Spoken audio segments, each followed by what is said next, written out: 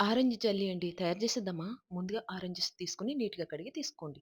ఇప్పుడు ఈ ఆరెంజిల్ని కట్ చేసుకున్న తర్వాత ఆరెంజిలకున్న జ్యూస్ తీసుకోవాలండి.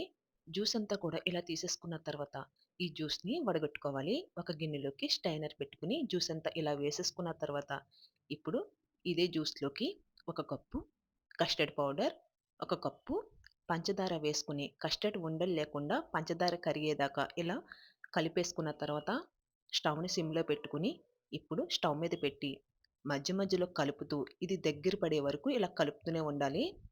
ఇది దగ్గర పడిపోయిన తర్వాత స్టవ్ ఆఫ్ చేసుకొని పక్కన పెట్టేసుకోండి. ఇప్పుడు ఒక బౌల్‌కి నెయ్యి గాని, ఆయిల్ గాని అప్లై చేసుకున్న తర్వాత జెల్లంతా ఈ బౌల్‌లో వేసేసుకోండి. ఇలా వేసుకున్న తర్వాత సమానంగా ఇలా చేసేసుకొని మూత పెట్టి ఫ్రిడ్జ్‌లో ఒక 2, 3 గంటలు పెట్టుకొని తీసుకుంటమే. ఇదయిపోయిందండి. ఒక ప్లేట్‌లోకి తీసేసుకుందాం. మనకు నచ్చేలా జెల్లీని కట్ చేసుకొని తీసుకుంటమే. అంతే. ఎంతో టేస్టీగా సింపుల్‌గా తయారు చేసుకునే ఆరెంజ్ జెల్లీ రెడీ. ఈ వీడియో నచ్చిందా? నచ్చితే గనక నా ఛానల్‌ని సబ్స్క్రైబ్ చేసుకోండి.